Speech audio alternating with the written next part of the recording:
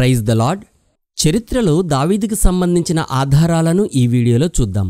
అలాగే దావీదు చరిత్రను గురించి కూడా తెలుసుకుందాం. చరిత్ర ప్రకారం చూసినా, బైబిల్ ప్రకారం చూసినా ఈ దావీదు చాలా ముఖ్యమైనవాడు. దావీదు 15-16 సంవత్సరాల వయస్సులో గొర్రెలను మేపుతూ ఉండగా గొర్రెపిల్లను ఎత్తుకొని పోతున్న సింహాన్ని ఏ ఆయుధమూ లేకుండా చంపిన గొప్ప వీరుడు.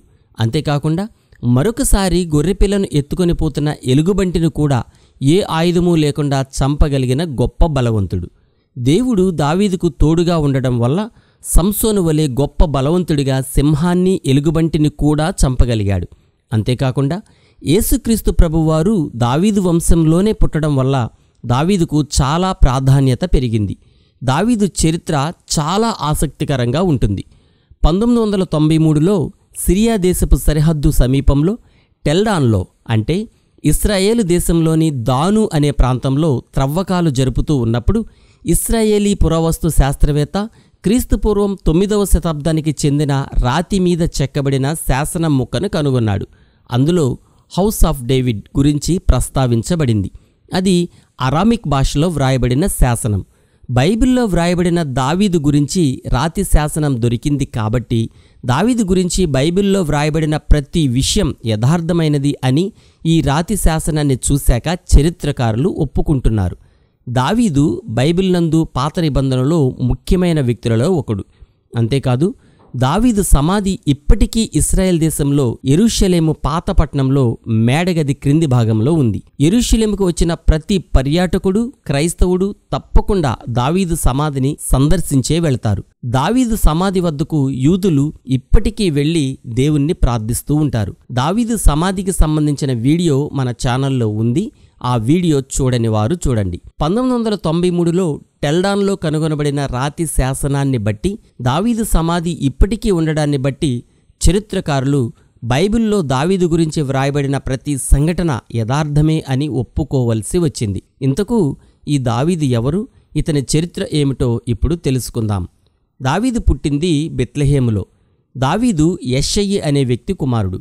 ఈ యెష్షయి రూతుకు మనమడు. దావీదు బాలుడిగా ఉన్న రోజుల్లో సమూయేలు ప్రవక్తగా ఉన్నాడు. దేవుని ఆజ్ఞ చొప్పున సమూయేలు బెత్లెహేము వచ్చి దావీదును అభిషేకించాడు. అప్పటికే సౌలు ఇశ్రాయేలీలను పరిపాలిస్తూ ఉన్నాడు. ఈ సౌలు ఇశ్రాయేలీలకు మొదటి రాజు. దావీదుకు 7 అన్నలు ఉన్నారు. అందులో 3 ఇశ్రాయేల్ మిలిటరీలో పనిచేసేవారు.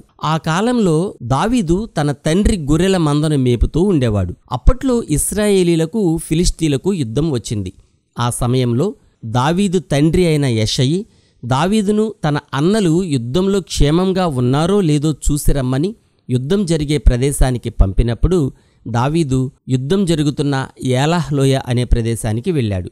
ఆ యుద్ధంలో దావీదు తనకన్నా వయసులో ఎంతో పెద్దవాడైన, ఎంతో బలం కలిగిన, ఎంతో ఎత్తైన, ఎంతో యుద్ధ నైపుణ్యం కలిగిన గొల్యాతును కేవలం ఒక్క గులకరాయితో చంపేశాడు. ఆ గొల్యాతును సౌలు గాని, సౌలు సైన్యంలో ఉన్న ఏ ఒక్కరూ గాని చంపలేకపోతున్నారు. కానీ అంత బలవంతుడైన గొల్యాతును కేవలం 16-17 సంవత్సరాల వయసు కలిగిన దావీదు చంపేయడంతో దావీదుకు చాలా గొప్ప పేరు వచ్చింది. ఎంత గొప్ప పేరు అంటే ఒక్క సంఘటనతో ఇశ్రాయేలీల శత్రువులందరికీ దావీదు అంటే ఎవరో తెలిసిపోయింది. ఇశ్రాయేలీలందరూ సౌలు కన్నా దావీదునే ఎంతగానో పొగిడారు. దానితో ఇశ్రాయేలీల రాజైన సౌలుకు దావీదు అంటే చాలా ఈర్ష్య కలిగింది. ఆ రోజుల్లో సౌలు మీదికి దురాత్మ వచ్చేది. ఆ సమయంలో దావీదు సితారా వాయించినప్పుడు సౌలు మనసుకు ప్రశాంతత కలిగేది. కాబట్టి సౌలుపైకి దురాత్మ వచ్చినప్పుడల్లా దావీదు సితారా వాయించడం అలవాటుగా మారిపోయింది. అలాంటి సమయంలో సౌలు ఈర్ష్యతో దావీదును చంపాలని కొన్నిసార్లు దావీదుపైకి ఈటెని ఇసిరేవాడు. కానీ దావీదును అపాయం నుండి దేవుడు తప్పించాడు. రాజైన సౌలుకు దావీదు అంటే ఎంతో ఈర్ష్య. కానీ సౌలు కుమారుడైన యోనాతాను దావీదును ఎంతగానో ప్రేమించాడు. కాబట్టి దావీదు, యోనాతానులు ప్రాణ స్నేహితులు అయ్యారు. అలాంటి పరిస్థితుల్లో తన కుమార్తె అయిన మేరబును దావీదుకి ఇచ్చి పెళ్లి చేయాలి అని సౌలు అనుకున్నాడు. కానీ అది కుదరలేదు. ఆ రోజుల్లో సౌలు దావీదును చంపాలని కోరిక కలిగి ఫిలిష్తీలను 100 మందిని చంపితే తన కుమార్తెను ఇచ్చి పెళ్లి చేస్తానని దావీదుతో చెప్పాడు. ఆ మాట వినగానే గడువు తీరక మునిపే దావీదు వెళ్ళి 200 మంది ఫిలిష్తీయులను చంపి వచ్చాడు. అప్పుడు సౌలు తన కుమార్తె అయిన మీకాలును దావీదుకి ఇచ్చి పెండ్లి చేశాడు. ఆ తర్వాత సౌలు ఎన్నోసార్లు దావీదును చంపాలని ప్రయత్నించాడు, కానీ అతని వల్ల కాలేదు. దావీదు మాత్రం దేవుని యందు ఎంతో భయభక్తులు కలిగి ఎంతో మంచి ప్రవర్తనతో సౌలును ఎంతగానో గౌరవించి అణకువగా ఉండేవాడు. యెహోవా దేవుడు సౌలును విడిచిపెట్టి దావీదుకు తోడై ఉన్నాడని సౌలుకు అర్థమైంది. కాబట్టి సౌలు దావీదుకు మరింతగా భయపడ్డాడు. సౌలు దావీదును చంపాలని ఎన్నోసార్లు ప్రయత్నించాడు, కానీ దావీదును చంపలేకపోయాడు.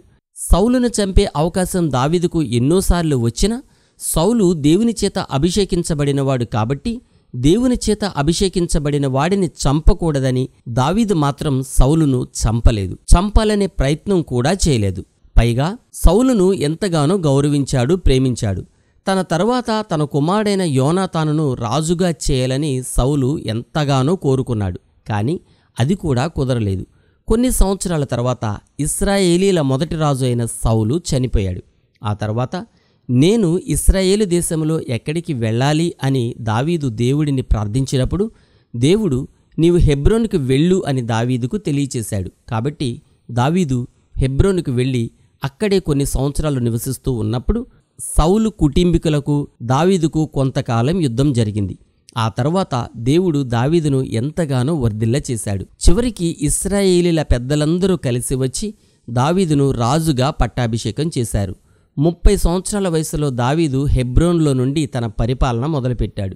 దావీదు హెబ్రోను నుండి యూదులను 7.5 సంవత్సరాలు పరిపాలించాడు. తరువాత దావీదు యెరూషలేములో నుండి యూదావారిని ఇశ్రాయేలీలను కలిపి 33 సంవత్సరాలు పరిపాలించాడు. దేవుని దయవల్ల దావీదు అంతకంతకు వర్ధిల్లాడు. సైన్యములకు అధిపతియగు యెహోవా అతనికి తోడుగా ఉన్నాడు. కాలంలో దేవుని మందసం యెరూషలేములో ఉండేది కాదు. కాబట్టి అప్పటి వరకు గిబియాలో ఉన్న దేవుని మందసాన్ని తీసుకొని రావడానికి దావీదు 30,000 మంది శూరులను తీసుకొని గిబియాకు వెళ్ళి దేవుని మందసాన్ని క్రొత్త ఎడ్ల బండిపై యెరూషలేముకు తీసుకొని వచ్చే సమయంలో వారు నాకోను కళ్ళెమ దగ్గరకు వచ్చినప్పుడు ఎద్దుకు కాలు జారినందున ఉజ్జా అనే వ్యక్తి చేయి చాపి దేవుని మందసమును పట్టుకున్నాడు.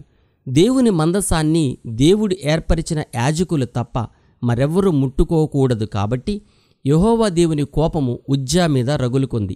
అతడు చేసిన తప్పుని బట్టి దేవుడు ఆ క్షణమందే ఉజ్జాను మొత్తగా అతడు అక్కడికక్కడే దేవుని మందసం వద్దే పడి చనిపోయాడు. జరిగిన ఈ సంఘటనను చూసి దావీదు ఎంతగానో భయపడి దేవుని మందసాన్ని ఓబేదెదోము ఇంటి వద్ద ఉంచాడు. ఆ రోజుల్లో యెహోవా దేవుని మందసం 3 నెలలు గిత్తీయుడగు ఓబేదెదోము ఇంటిలో ఉన్నప్పుడు యెహోవా దేవుడు ఓబేదెదోమును అతని ఇంటి వారిని అందరినీ ఆశీర్వదించారు. ఈ సంగతి దావీదుకు తెలిసినప్పుడు అతను చాలా ఆశ్చర్యపోయి దేవుని మందసం యెరూషలేములో మాత్రమే ఉండాలని ఆలోచించి వెంటనే బయలుదేరి దేవుని మందసాన్ని అక్కడి నుండి చాలా గొప్ప ఉత్సవంతో యెరూషలేముకు తీసుకొని వచ్చాడు. దేవుని మందసాన్ని దావీదు తీసుకొని వస్తూ ఉన్నప్పుడు దావీదు నారబట్టతో నేయబడిన ఏఫోదు ధరించుకొని ఎంతో సంతోషంగా నాట్యం చేస్తూ తీసుకొని వచ్చాడు. దావీదు నాట్యం చేయడం కిటికీలో నుండి చూసిన సౌలు కుమార్తె మీకాలు దావీదును అసహించుకుంది. దావీదు ఇంటికి వచ్చిన తర్వాత తన పనికత్తెల ముందు దావీదును చాలా హీనంగా మాట్లాడింది, అపహాస్యం చేసింది. అందువల్ల మీకాలు మరణించే వరకు కూడా ఆమె పిల్లలను కనక గొడ్రాలిగానే జీవించింది. కాబట్టి దేవుని సేవకులను ఎప్పుడూ వేళాకోళంగాని అపహాస్యంగాని చేయకూడదు అని మనం గుర్తుపెట్టుకోవాలి. ఒకవేళ అలా వేళాకోళం చేస్తే దేవుని శాపానికి తప్పక గురవుతామని గుర్తుపెట్టుకోవాలి. ఇశ్రాయేలు దేశానికి 4 వైపులో ఉన్న అన్ని రాజ్యాలపై దేవుడు దావీదుకు విజయాన్ని కలగజేశాడు. అప్పుడు ఇశ్రాయేల్ దేశం ఎంతో శాంతిగా, సమాధానంగా, సంతోషంగా ఉంది. ఆ పరిస్థితుల్లో దావీదు ప్రవక్త అయిన నాతానును యెరూషలేము పట్టణానికి పిలిపించాడు. నేను దేవుని కొరకు ఒక మందిరాన్ని కట్టాలి అనుకుంటున్నాను అని నాతానుతో అన్నాడు. కానీ దేవుడు దావీదుతో మందిరాన్ని నిర్మించడానికి ఇష్టపడలేదు. అతనికి బదులుగా దావీదు కుమారుడైన సొలొమోనుతో మందిరాన్ని కట్టిస్తానని దేవుడు దావీదుకు నాతాను ద్వారా చెప్పించాడు. కొంతకాలమైన తర్వాత సౌలు వంశంలో ఇంకా ఎవరైనా జీవించి ఉన్నారేమో, వారికి సహాయం చేయాలని దావీదు ఆరా తీసినప్పుడు యోనాతాను కుమారుడైన మెఫీబోషెతు అనే కుంటికాళ్ళ వ్యక్తి ఉన్నాడని దావీదుకు తెలియచేశారు. వెంటనే అతనిని తన వద్దకు పిలిపించి అతనిని తన వద్దే ఉండనిచ్చాడు. మెఫీబోషెతు తన జీవితాంతం యెరూషలేములోనే కాపురం ఉండి దావీదురాజు భోజనపు బల్లపైనే భోజనం చేసేవాడు. కొంతకాలం పోయిన తర్వాత రాజులు యుద్ధం చేసే కాలంలో తన సైన్యాధిపతి అయిన యోవాబును అతని సైన్యాన్ని యుద్ధానికి పంపించాడు. దావీదు మాత్రం యెరూషలేము పట్టణంలోనే ఉండిపోయాడు. ఒకరోజు సాయంత్రం దావీదు తన కోట మిద్దెపై నడుస్తూ ఉండగా స్నానం చేస్తున్న ఒక స్త్రీని దావీదు చూశాడు. ఆమె దావీదు దృష్టికి చాలా అందంగా కనిపించింది. ఆమె ఎవరని ఆరా తీసినప్పుడు ఆమె తన సైన్యంలోని ఉరియా అనే వ్యక్తికి భార్య అని, ఆమె పేరు బత్షెబా అని తెలిసింది. వెంటనే ఆమెను తన కోటకు పిలిపించుకొని ఆమెతో తప్పు చేశాడు. కాబట్టి ఆమె గర్భవతి అయ్యింది. తను గర్భవతి అయ్యాను అని బత్షెబా దావీదుకు కబురు పంపింది. ఈ విషయం తెలిసిన తర్వాత దావీదు చాలా ఆందోళన పడ్డాడు. ఆ సమయంలో ఆమె భర్త యుద్ధంలో ఉన్నాడు కాబట్టి ఆమె భర్తను యుద్ధం నుండి ఇంటికి పిలిపించి ఇంటికి వెళ్ళి తన భార్యతో ఉండమని ఉరియాను ఆదేశించి ఏదో ఒక విధంగా తప్పును సరిచేసుకోవాలని దావీదు చూశాడు. కానీ ఉరియా మాత్రం ఇంటికి వెళ్ళడానికి ఒప్పుకోలేదు.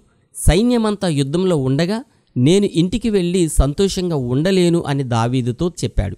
కాబట్టి తప్పనిసరి పరిస్థితుల్లో ఆమె భర్త అయిన ఉరియాను తిరిగి యుద్ధానికి పంపించి యుద్ధంలో ఉరియాను చంపించేశాడు. దావీదు చేసిన ఈ చెడ్డ పనిని గురించి, అతను చేసిన హత్యను గురించి హెచ్చరించడానికి దేవుడు నాతాను అనే ప్రవక్తను దావీదు వద్దకు పంపాడు. నాతాను దావీదుని హెచ్చరించాక దావీదు తన తప్పును ఒప్పుకొన్నాడు. దేవుణ్ణి క్షమాపణ అడిగాడు. అయినప్పటికీ దావీదు చేసినది తప్పే కాబట్టి దావీదుకు శిక్ష తప్పదని నాతాను ప్రవక్త దావీదుని హెచ్చరించాడు. వేరొక వ్యక్తి భార్యను తన భార్యగా చేసుకున్నందుకు దావీదుకు కూడా అలాంటి శిక్ష భవిష్యత్తులో తప్పదని చెప్పాడు. దావీదు రహస్యంగా చేసిన తప్పుకు దావీదుకు శిక్ష పడబోతుందని నాతానుచే దేవుడు తీవ్రంగా హెచ్చరించాడు. దావీదును దేవుడు క్షమించాడు. కానీ దావీదుకు బత్షెబకు పుట్టిన బిడ్డను దేవుడు మొత్తాడు. ఆ బిడ్డను బ్రతికించమని దావీదు దేవుడిని ఎంతో బ్రతిమలాడాడు. కానీ ఆ బిడ్డ మరణించింది. కొన్ని సంవత్సరాల తర్వాత దావీదు కుమారులలో ఒకడైన అబ్షాలోము దావీదుకు వ్యతిరేకంగా దావీదు రాజ్య ప్రజలను తన వైపు త్రిప్పుకొని దావీదు రాజ్యాన్ని ఆక్రమించుకున్నాడు. ఆ సమయంలో దావీదు తన కుమారుడైన అబ్షాలోముతో యుద్ధం చేయడానికి ఇష్టం లేక తన రాజ్యాన్ని అబ్షాలోముకు విడిచిపెట్టి యెరూషలేము నుండి వెళ్ళిపోయాడు. అబ్షాలోము దావీదుకు విరోధంగా దావీదు చేసిన తప్పునే అబ్షాలోము కూడా బహిరంగంగా చేసి దావీదును మానసికంగా తీవ్రంగా హింసించాడు. దావీదు ఉరియా భార్యతో చేసిన తప్పుకు శిక్ష పడుతుంది అని దేవుడు చెప్పినట్లుగానే ఇప్పుడు జరిగింది. తర్వాత కొంతకాలానికి దావీదు సైన్యానికి అబ్షాలోముకు జరిగిన యుద్ధంలో అబ్షాలోము మరణించాడు. ఆ రోజు దావీదు ఎంతగానో దుఃఖించాడు. అబ్షాలోము సమాధి ఇప్పటికీ యెరూషలేములో ఉంది. ఆ సమాధి ఇదే.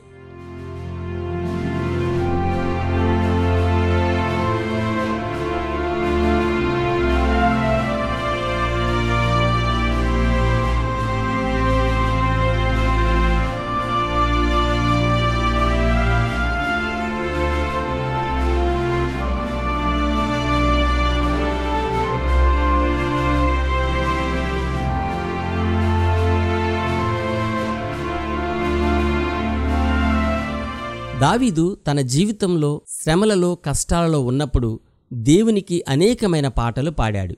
అవి కీర్తనల గ్రంథంలో వ్రాయబడి ఉన్నాయి. దావీదు జీవితంలో మొదట్లో అనేక కష్టాలు వచ్చాయి. అయినప్పటికీ దేవుని దయవల్ల దేవుని అండతో వాటన్నిటిని ధైర్యంగా ఎదుర్కొని నిలబడ్డాడు. దేవుని నుండి దావీదుకు ఎల్లప్పుడూ ఆశ్చర్యకరమైన సహాయం అందుతూనే ఉండేది. అందుకనే దావీదు ఎవరితో యుద్ధం చేసినా విజయమే సాధించాడు. అతని రాజ్యాన్ని దేవుడు స్థిరపరిచాడు. దావీదు తప్పు చేసినప్పటికీ తన తప్పును ఒప్పుకొని పశ్చాత్తాపపడి దేవుని యందు భయభక్తులతో దేవునికి లోబడి జీవించే గుణం అతనికి ఉంది. అందుకే దేవుడు దావీదును ఎంతగానో ఇష్టపడ్డాడు, ఎల్లప్పుడూ బలపరిచాడు. ఇశ్రాయేలీల రాజులందరిలో, యూదుల రాజులందరిలో దావీదు ఎంతో ముఖ్యమైనవాడు, గొప్పవాడు, ఎంతో పేరు ప్రఖ్యాతులు పొందినవాడు. దేవుని యందు భయభక్తులు కలిగి తను చేసిన తప్పుకు పశ్చాత్తాపం పొంది దేవుని ద్వారా క్షమించబడినవాడు. కాబట్టే మన ప్రభువైన యేసుక్రీస్తు వారు దావీదు వంశంలో జన్మించారు. దావీదు తర్వాత దావీదుకు బదులుగా అతని కుమారుడైన సొలొమోను రాజయ్యాడు. దావీదు చరిత్ర గురించి విన్న తర్వాత మనం తెలుసుకోవలసిన ముఖ్యమైన విషయం ఒకటి ఉంది. అదేమిటంటే దావీదు తప్పు చేసినప్పటికీ దేవుడు హెచ్చరించినప్పుడు పశ్చాత్తాపపడి తన తప్పును ఒప్పుకొని తిరిగి దేవుని యందు భయభక్తులతో జీవించాడు. మనం కూడా మన జీవితంలో ఎన్నోసార్లు తప్పులు చేస్తూ ఉంటాం. అప్పుడు మనం కూడా దేవునికి క్షమాపణ చెప్పి పశ్చాత్తాపపడి తిరిగి మంచిగా జీవించినట్లయితే దేవుని దీవెనలు మనకు కూడా లభిస్తాయి. దేవుడు మనల్ని కూడా ప్రేమిస్తాడు, దీవిస్తాడు. దావీదు గురించి చెప్పవలసిన ఎన్నో సంగతులు ఉన్నాయి. అవన్నీ చెప్పేంత సమయం లేదు కాబట్టి కొన్ని విషయాలు మాత్రమే ఈ వీడియోలో చెప్పాను. దావీదు చరిత్ర తెలుసుకుంటున్న ప్రతి క్షణం దేవుని యొక్క గొప్పతనాన్ని, దేవుని యొక్క ప్రేమను చూస్తూనే ఉంటాం. దావీదుని గురించి పూర్తి వివరాలు తెలుసుకోవాలంటే దయచేసి బైబిల్ చదవండి. దావీదు చరిత్ర ఎంతో ఆసక్తికరంగా ఉంటుంది. దయచేసి బైబిల్ని ప్రతిరోజు చదువుతూ ఉండండి. బైబిల్లో వ్రాయబడినట్లుగా జీవించండి. మీ జీవితంలో ఎన్నో మంచి మార్పులు వస్తాయి. మీ జీవితం దేవుని దీవెనలతో వర్ధిల్లుతుంది. మరో వీడియోతో మళ్ళీ కలుద్దాం. Praise the lord. మీ బ్రదర్ బెన్హర్ బాబు.